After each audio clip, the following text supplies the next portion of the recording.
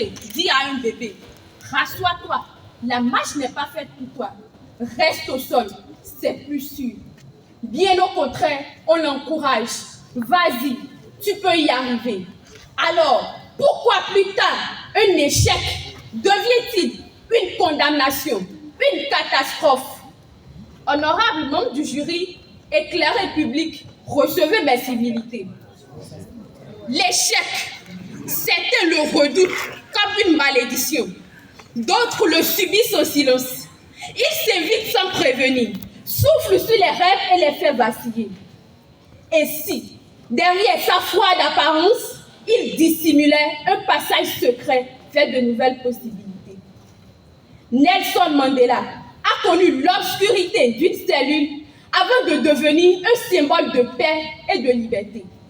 De même, l'équipe ivoirienne, après ses débuts catastrophiques à la CAN, a su se relever pour décrocher le trophée. Une chose est sûre, l'échec n'est jamais un point final, mais une virgule, une pause avant un retour en force.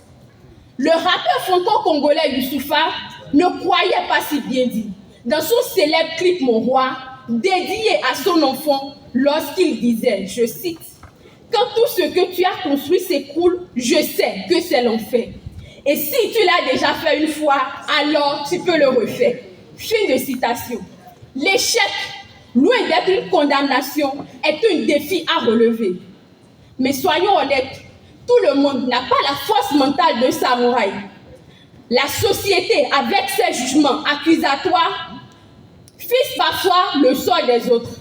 À force d'entendre qu'ils sont irrécupérables, ils finissent par y croire. Pourtant, Michael Jordan nous rappelle une vérité fondamentale lorsqu'il disait « Je peux accepter l'échec. Tout le monde rate quelque chose, mais je ne peux jamais accepter de ne pas essayer. » Ce n'est pas l'échec qui nous définit, mais notre réaction face à lui. Et puis, il y a des échecs qui dérobent sans retour possible. Un danseur amputé, un chanteur devenu sourd. Peut-on encore parler là de tremplin lorsqu'il n'y a plus de sol sur lequel rebondir? Doit-on voir là une invitation à emprunter un autre sentier? Même quand tout semble perdu, une lueur d'espoir existe.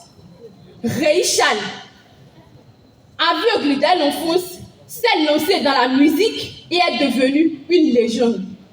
Il nous montre que les obstacles les plus insurmontables peuvent devenir de véritables tremplins lorsqu'on décide de ne pas se laisser décider par eux. L'échec n'existe que pour celui qui accepte de l'incarner.